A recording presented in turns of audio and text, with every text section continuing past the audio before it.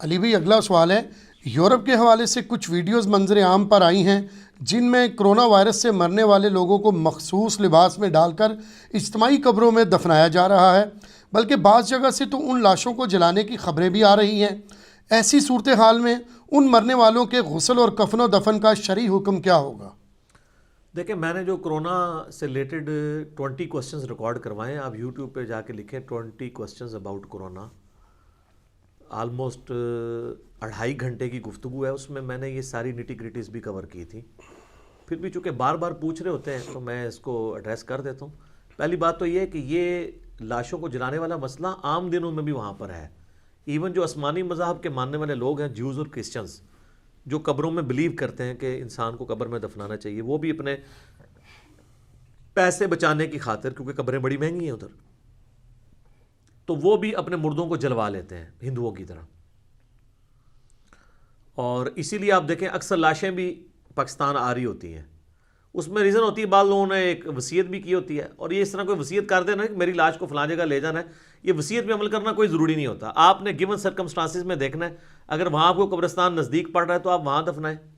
اب یہاں پہ لوگ ہجرت کر کے دوسرے ملکوں میں چلے جاتے ہیں، قبریں یہاں ہوتی ہیں، تو وہ پھر اپنے ماں باپ کی قبروں پہ بھی نہیں آتے، اگرچہ آنا ضروری نہیں ہے، وہاں بیٹھ کے بھی دعا ہو سکتی ہے، لیکن صحیح مسلم میں حدیث ہے، نبی علیہ السلام اپنی والدہ کی وفات کے 50 سال کے بعد ان کی قبر پہ آئے۔ تو قبریں وہاں رکھا کریں جہاں پہ آپ خود ہوتے ہیں۔ یہ نہیں ہے کہ میرا آبائی علاقہ وہاں ہے جہاں میں نے خود بھی 10 سال بعد گزرا ہے، پیچھے قبروں کی کیئر بھی نہیں ہو رہی ہوتی، تو یہاں پہ یعنی مردوں کو بھیجنے کی ضرورت نہیں۔ اگر وہاں پہ آپ افورڈ کر سکتے ہیں تو آپ کریں، اگر پھر آپ یہ سیدھی بات ہے آپ افورڈ نہیں کر سکتے تو اس لیے آپ یہاں بھیج رہے ہوتے ہیں کہ قبر کی جگہ مہنگی ہے وہاں پہ۔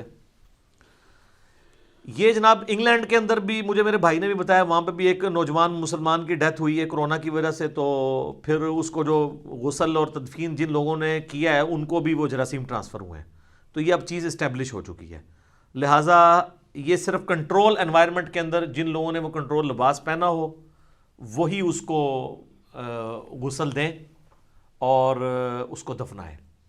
اگر غسل دینے میں بھی کوئی تردد ہے تو صرف تیمم بھی کروا سکتے ہیں، اگر تیمم کروانے میں بھی تردد ہے تو اس طرح بھی دفنایا جا سکتا ہے۔ بخاری مسلم میں حدیث ہے کہ جو لوگ شہید ہوتے تھے نبی علیہ السلام نے جنگوں میں بغیر جنازے کے، بغیر کے غسل کے بھی ان کو دفنایا ہے۔ کیٹاسٹرافک کنڈیشن ہے، یہ نہیں ہے کہ شہید کے لیے جو ہے وہ غسل کوئی نہیں ہے، کئی حدیث میں آتا ہے کہ شہید کو غسل بھی دیا گیا، جب ٹائم ہوگا تو دے لیں گے۔ تو ابھی یہ وبائی جو امراض پھیلے ہوئے ہیں یہ بھی تو ایک قسم کی کیٹاسٹرافک کنڈیشن ہے نا، اور ویسے بھی ایک جنرل حدیث تو ہے، تعاون کے بارے میں بخاری مسلم میں احادیث موجود ہیں جو میں نے کرونا والے اپنی لیکچر میں بھی بتائی تھیں اور کوسچن آنسر سیشن میں، کہ جو میری امت کا شخص اس میں مرتا ہے اہل ایمان میں سے، وہ شہید اللہ کے حضور لکھا جائے گا۔ تو اس طرح کی سچویشن بن جائے تو ایسے بھی کر لیا جائے۔ باقی جنازہ پڑھنے میں کوئی مسئلہ نہیں ہے، جنازہ پڑھنے کے لیے تو اس کو ٹچ کرنا ضروری نہیں ہے، بے شک وہ ایمبولینس کے اندر رکھی ہوئی ہے اس کی میت، تو آپ بس سامنے ہونا میت کا ضروری ہے، بس سامنے رکھیں اور آپ جنازہ پڑھ دیں۔ اور اگر کسی کا رہ گیا وہ قبرستان بھی جا کے قبر پہ بھی جنازہ پڑھ سکتا ہے بعد میں۔ بخاری مسلم میں حدیث ہے نبی علیہ السلام نے غزوہ احد کے شہداء پہ 8 سال کے بعد جا کے اپنی وفات سے 1 مہینہ پہلے جا کے نماز جنازہ پڑھی تھی۔ تو یہ رسک نہ لیں، لوگوں کو سمجھائیں، جذباتی اپنی اس طرح کی چیزیں چھوڑ دیں۔ وہ کہتے ہیں جناب ہم آخری دیدار بھی نہیں کر سکے، اور میرے بھائی لوگ ایئر کریش میں مر جاتے ہیں، ان کا آخری دیدار کون کرتا ہے؟ اور آپ بھی ساتھ ہی مر جاتے ہیں تو آپ کا آخری دیدار کس نے کرنا تھا؟ یہ جذباتی باتیں ہیں۔ اب جو مر چکا اس کے لیے دعائے مغفرت کریں، اور جذباتی ڈاکٹرائن کی بجائے علمی ڈاکٹرائن کو فالو کریں۔ یہ ویسے ہے ماننا مشکل ہے، ظاہر ہے اللہ تعالیٰ نے انسان کے ساتھ جذبات رکھے ہوئے ہیں، تو لیکن جب اللہ بیچ میں آتا ہے، اللہ کے احکامات آتے ہیں، پھر ان چیزوں کو جھیلنا آسان ہو جاتا ہے۔ تو آپ لوگوں کو اس طریقے سے مصیبت میں نہ ڈالیں۔ یہاں پہ بھی آپ دیکھیں، وہ جو ایک منگا گاؤں ہے ہمارا کے پی میں، وہاں ایک بندہ باہر سے آیا ہے، بس وہ جس کو مل کے گیا ہے وہ ساروں کے ساتھ۔ ہمارے اپنے جہلم شہر میں آپ دیکھیں، آلموسٹ میرے پنجاب میں ٹاپ میں جو 4-5 سٹیز ہیں ان میں ہمارا جہلم بھی آ گیا، اور یہ سارے وہی لوگ ہیں جو باہر سے آئے ہوئے ہیں، کیونکہ یہ وبا یہاں تو نہیں پھوٹی کرونا کی، یہ باہر سے آئی ہے نا۔ اب جو لوگ باہر سے آئے ہیں کم از کم یہاں تو آ کے ٹیسٹ کرواتے ہیں، یہاں تو کئی لوگ کے ٹیسٹ آئے ہیں اس کے باوجود پازیٹیو آئے ہیں، پھر بھی جا کے رشتہ داروں کو مل رہے ہیں، تو دشمنی کر رہے ہیں ان کے ساتھ، یہ بلکہ خود آ کے ان کو چاہیے کہ یہاں پہ آ کے ٹیسٹ کروائیں کہ ہمارے ساتھ یہ مسئلہ تو نہیں ہے۔ اور جو لوگ جن کو بڑا یہ شوق ہوتا ہے نا باہر سے آئے ہوئے لوگوں کو ملنے کا، تو میرا خیال ان کی طبیعت تو صاف ہوئی بھی، اب نہیں ان کو کوئی جا کے مل رہا. ان میں بھی بڑا تکبر ہوتا ہے کہ منو ملن کیوں نہیں آئے. ہوں تو لوگ باہر پہلے باہر لیندے پیچھے پیچھے پھرتے سن، باہر کو ڈرتے ڈرتے پھرتے رہے کتنے منو ہی نہ آگے پنجا مار دے. ٹھیک ہے نا. تو یہ ایک ایک بندے کی وجہ سے کتنے لوگوں کو مرض لگا ہے. اور سب سے بڑی بات، آپ اپنے گھر والوں کے دشمن ہوئے میں ان کے ساتھ یہ دشمنی کر رہے ہیں. دوستوں کے ساتھ تو چلے کر رہے ہیں، اپنے گھر والوں کے ساتھ بھی یہ دشمنی کر رہے ہیں. تو یہ جہلم شہر میں ہوا ہے، کئی کیسز رپورٹ ہوئے ہیں اس طریقے سے. اور یہ تو آپ کو پتہ ہے ایک چین ریاکشن شروع ہو جاتا ہے اس اعتبار سے. تو یہ احتیاط کرنی چاہیے. تو یہاں پہ بھی اگر کوئی ایسا مسئلہ ہے، یہاں پہ بھی گورنمنٹ نے کہا کہ اپنے طور پہ آپ نہیں دفنائیں گے، گورنمنٹ کو انوالو کریں گے. لیکن باہر کے ملکوں میں چونکہ بہت زیادہ سختی ہے، وہ تو لاشیں بھی حوالے نہیں کر رہے ہیں. تو زیادہ جذباتی ہونے کی ضرورت نہیں ہے. ایک چیز کو انشور کر لیں کہ وہ دفنائیں، اس کو جلائیں نہ. ٹھیک ہے. اگر آپ کا اس پہ بھی زور نہیں چلتا گورنمنٹ کے اگینسٹ، تو پھر ظاہر ہے اس پہ آپ کو کوئی دنگا فساد کرنے کی ضرورت نہیں ہے. اللہ کا معاملہ اس کا معاملہ ہے بندے کا. وہ اس کی نہ تو وہ جلانے کی وجہ سے اس کی جنت ختم ہو جانی ہے، نہ اس کو جنتی جو کفن ملنا ہے وہ ختم ہو جانا ہے، اور نہ آپ کے کفن پہنانے سے اسے جنتی کفن مل جانا ہے. یہ نہیں ہونا. وہ اپنے اعمال کے مطابق ہی اٹھایا جائے گا. بخاری مسلم میں حدیث ہے، نبی علیہ السلام نے اپنا کرتا عبداللہ ابن ابی کو دیا تھا، اپنا لعاب دہن اس کے منہ میں ٹپکایا تھا، جنازہ پڑھایا، قبر پہ کھڑے ہو کے دعا کی. سورہ توبہ کے اندر آیا کہ یہ کام آپ نے آندہ نہیں کرنا. آپ 70 دفعہ بھی مغفرت کریں گے، یہ دعا کریں گے، میں نہیں قبول کروں گا. تو جو اللہ رسول کا باغی ہے نا، اس کو ہماری دعاؤں سے، کفن پہنانے سے، غسل دینے سے کوئی فائدہ نہیں ہونا. ہمارے دل کی تسلی ضرور ہو جاتی ہے. پوری زندگی لوگ قرآن کھول کے نہیں پڑھتے ہیں، ان کے میت کے اوپر لوگ سپارے پڑھ رہے ہوتے ہیں. اس نے پوری زندگی میں اس قرآن کو نہیں کھول کے پڑھا جس کی میت کے اوپر تم اس قرآن کو پڑھ پڑھ کے تو دھونس کے ساتھ اللہ سے بخشوانا چاہتے ہو.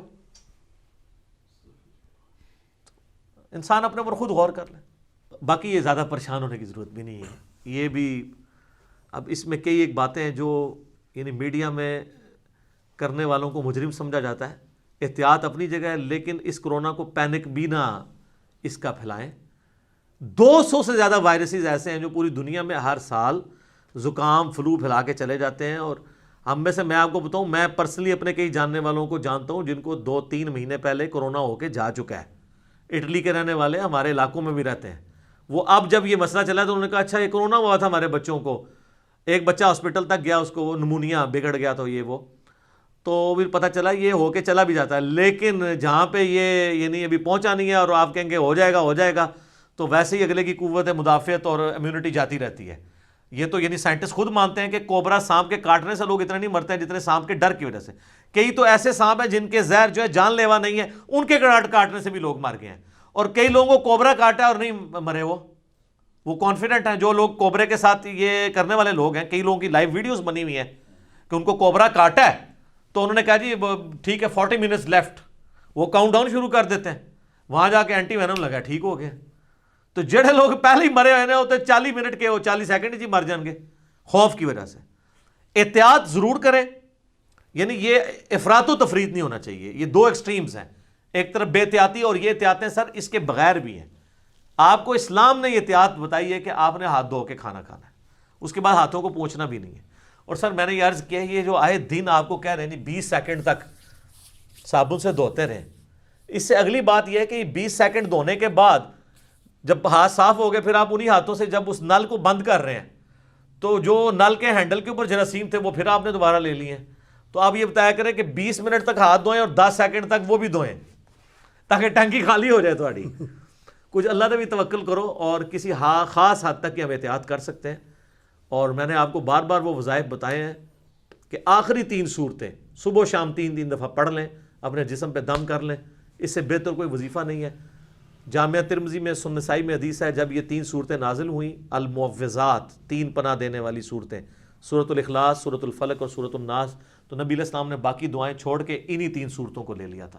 سب کچھ ہے اس کے اندر. سورہ اخلاص میں توحید ہے، اللہ کا بہترین ذکر، اور ذکر ہی تو شیطان کے اگینسٹ اور ساری چیزوں کے اگینسٹ اللہ کی پناہ دیتا ہے. سورۃ الفلق باہر سے حملہ آور ہونے والی ہر چیز کے اگینسٹ اللہ کی پناہ. من شر ما خلق، میں ہر اس چیز کے شر سے تیری پناہ میں آتا ہوں جو تو نہیں پیدا کی ہے. اور قل اعوذ برب الناس، اندر سے جو حملہ آور ہونے والی چیزیں ہیں ان کے اگینسٹ اللہ کی پناہ. ٹھیک ہو گیا. جزاک اللہ خیر.